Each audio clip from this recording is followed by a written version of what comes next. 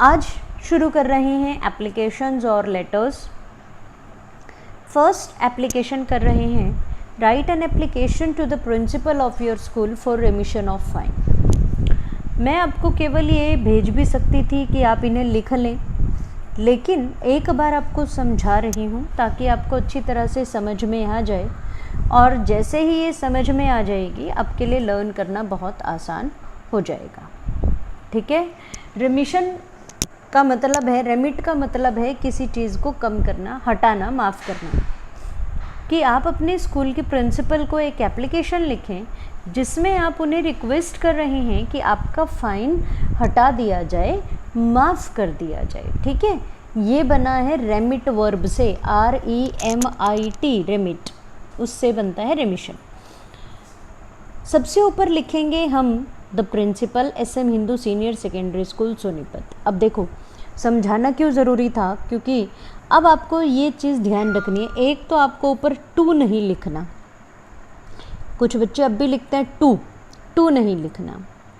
दूसरी बात, द का टी, प्रिंसिपल क्योंकि एक उपाधि मतलब एक पद है, उपाधि तो नहीं कहना चाहिए, एक पद है। तो जब भी हम पद का नाम लिखते हैं तो वो इनिशियल मतलब वो फर्स्ट अल्फ़ाबेट कैपिटल होता है, ध्यान रखें।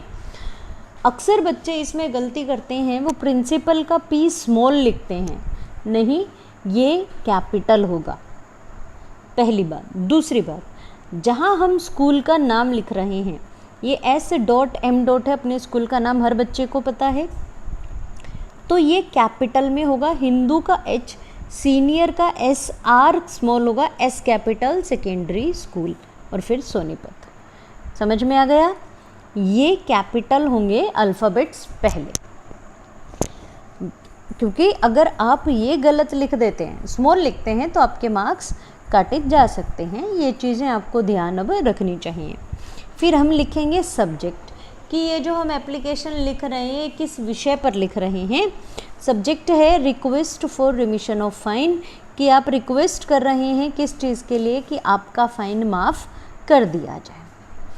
रेस्पेक्टेड मैडम, अब ध्यान क्या देना है आपने, देखो मैंने यहाँ एड्रेशन के बाद एक लाइन छोड़ी है, फिर सब्जेक्ट लिखा है।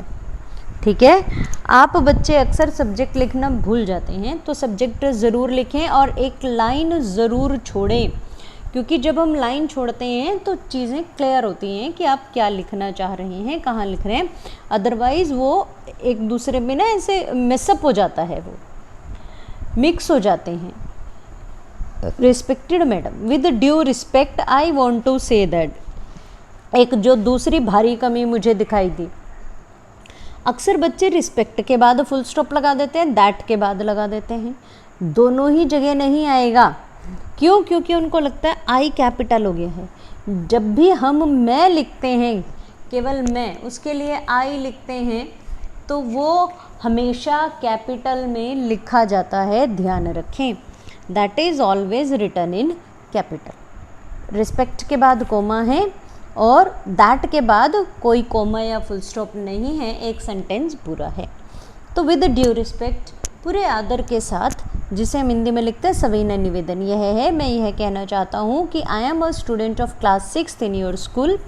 मैं आपके स्कूल में क्लास 6 का विद्यार्थी हूँ। 6th क्लास ना लिखें, क्या लिखें? क्लास 6 लिखें। जब हम इंग्लिश में लिखते हैं तो हम क्लास पहले लिखते हैं, उसके बाद लिखते हैं कौन सी क्लास है। ठीक है। लास्ट वीक, कोमा है यहाँ, I could not come to school because my mother was ill. Last week में स्कूल नहीं आ पाया या आ पाई क्योंकि मेरी माताजी बीमार थी। आई could not send an application also, मैं एक एप्लीकेशन भी नहीं भेज पाई या भेज पाया। So my class incharge has fine me ₹100 for that. तो मेरी क्लास इंचार्ज ने क्या किया, मुझ पर 100 रुपये का फ़ाइन लगाया है। ठीक है। क्यों? बिकॉज, उसका कारण क्या है? 2 कारण। एक तो स्कूल नहीं आया 1 वीक, एप्लीकेशन भी नहीं भेजी, और फिर एक और कारण क्या है, because I missed a test in that week, क्योंकि उस हफ्ते में ना एक टेस्ट था जो मैंने मिस कर दिया, कोई इन्फॉर्मेशन भी नहीं दी और टेस्ट भी नहीं दिया। मैडम, अगला पैराग्राफ बनाएंगे। आई एम अ गुड स्टूडेंट, मैं एक अच्छा विद्यार्थी हूँ। I always complete my work on time, मैं समय पर अपना काम पूरा करता हूँ। आई वॉज हेल्पलेस, मैं मजबूर था। सो मेड दिस मिस्टेक, इसीलिए मुझसे ये गलती हो गई। ध्यान क्या रखना है, आई वॉज हेल्पलेस, मैं मजबूर था या मजबूर थी, असहाय, इसलिए मुझसे गलती हुई।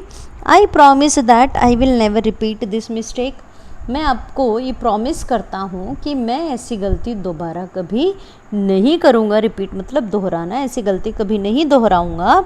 आई एम अ पुअर स्टूडेंट, उस पर मैं क्या क्या कहा, एक तो अच्छा बच्चा हूँ, मजबूरी थी, दूसरा ये बता दिया कि मैं एक गरीब विद्यार्थी हूँ। So kindly remit my fine, इसीलिए कृपा करके क्या करें, मेरा फ़ाइन माफ़ करें। I shall be thankful to you for this, और इसके लिए मैं आपका आभारी रहूँगा। क्लियर। यूअर्स ओबीडियंटली, अभी यहाँ जब हम लिखते हैं तो कई बच्चे ना यूअर्स में अपोस्ट्रॉफ लगा देते हैं। यूअर्स में अपोस्ट्रॉफ नहीं आता, ये ऐसे ही वर्ड है। इसका अर्थ होता है आपका या तुम्हारा, ओबीडियंटली आज्ञाकारी। बच्चा कौन है, यूअर्स ओबीडियंटली नाम लिख दिया, जो नाम आपको दिया वो लिख दो, नहीं तो यहाँ पर आप अपना नाम भी लिख सकते हैं और क्लास। ठीक है, ध्यान रखें। ओबीडियंटली का ओ स्मॉल रहेगा, कैपिटल नहीं होगा, इसीलिए हाँ इसका ज़रूर दोनों कैपिटल रहेंगे, रिस्पेक्टेड का और मैडम का एम। ठीक है, ये थी आपकी एप्लीकेशन, कौन सी, फ़ाइन माफ़ करने के लिए। अब एक एप्लीकेशन और आप करें, write an application to the principal of your school. School principal को एप्लीकेशन किस बारे में लिखनी है, फॉर लीव फॉर 4 days, 4 दिन की छुट्टी आप उनसे ले रहे हैं, उसके लिए आप एप्लीकेशन लिख रहे हैं। द प्रिंसिपल, जो भी समझाया ध्यान रखना है, टू नहीं लिखें। दूसरा क्या करें, प्रिंसिपल का पी कैपिटल आपको यहाँ पर रखना है। फिर स्कूल का नाम SM Hindu senior secondary school, SR. है ये, सोनीपत। सब्जेक्ट है request for leave for 4 days, 4 दिन की लीव के लिए रिक्वेस्ट की है, 4 दिन की छुट्टी चाहिए। क्यों चाहिए, respected madam, with due respect, comma लगाया, ध्यान रखें। I want to say that I am a student of class 6th of your school, same line है। ठीक है, जो एप्लीकेशन आपने पहले लिखी सेम लाइन है। I have been ill since yesterday, मैं कल से बीमार हूँ। आई हैव बीन इल का मतलब है मैं कल से बीमार हूँ, सिंस येस्टरडे बीता हुआ कल। The doctor has advised me to take rest for 4 days, और डॉक्टर ने क्या सलाह दी है, एडवाइस मतलब सलाह दी, डॉक्टर ने मुझे सलाह दी है कि मैं 4 दिन का आराम करूं। ठीक है, क्या क्या लिखा है, पहले तो विद ड्यू रिस्पेक्ट, ये एप्लीकेशंस में आपकी लाइन कॉमन हो जाएगी। यहाँ तक जो भी पहले एप्लीकेशन समझाई उसमें भी सेम लाइन थी। I want to say that, मैं कहना चाहता हूँ। कई बार बच्चे ऐसे भी लिखते हैं I beg to say that, ऐसे ना लिखें, ऐसे लिखना गलत नहीं होता पर वो सही भी नहीं होता। ठीक है, तो आप ऐसे लिखें, with due respect I want to say that, मैं कहना चाहता हूँ कि मैं 6th क्लास का विद्यार्थी हूँ आपके स्कूल में। आई हैव बीन इल, अपनी समस्या बता दी कि मैं बीमार हूँ कल से, और डॉक्टर ने मुझे क्या कहा है, सलाह दी है, एडवाइज्ड, सलाह दी है कि आराम करें 4 दिन। So I cannot attend the school, इसीलिए मैं स्कूल में उपस्थित नहीं हो सकता। Kindly grant me leave for 4 days, मुझे 4 दिन का अवकाश आप प्रदान करें। I shall be thankful to you for this, और इसके लिए मैं आपका आभारी रहूँगा। For this act of kindness भी लिख सकते हैं आप आगे, लेकिन इतना सफिशेंट है, I shall be thankful to you for this, इसके लिए मैं आपका आभारी रहूँगा। सेम लिखा है, यूअर्स ओबीडियंटली, ये लाइन क्योंकि यहीं ख़त्म हो रही थी तो मैंने एक लाइन छोड़ दी है। इसी तरह लिखें ताकि नीट एंड क्लीन दिखाई दे, क्योंकि बेटा जी जो हम ये लिखते हैं ना, ऊपर एड्रेशन लिखते हैं इस तरह, सब्जेक्ट है, नीचे क्या लिख रहे हैं, इसके मार्क्स होते हैं। आपको अगर ये एप्लीकेशन 6 मार्क्स की आती है तो उसमें से 1.5 मार्क या 2 मार्क तो केवल और केवल इस एड्रेशन का और इस सब्सक्रिप्शन का है, किस तरह से आपने उसको शुरू किया है, ख़त्म किया है। ठीक है, तो ध्यान रखें, यूअर्स में अपोस्ट्रोफ नहीं आएगा। फिर ध्यान रखें, ओबीडियंटली की स्पेलिंग ठीक से याद करें। कोई भी नाम लिख सकते हैं, मैंने यहाँ लिख दिया कोमल क्लास 6, आप चाहें तो कोई भी नाम लिख सकते हैं। You can write your name also, आप चाहें तो यहाँ पर अपना नाम लिख दें। तो अब ये दोनों एप्लीकेशंस अपनी कॉपी में लिखें और साथ साथ याद करें। Thank you.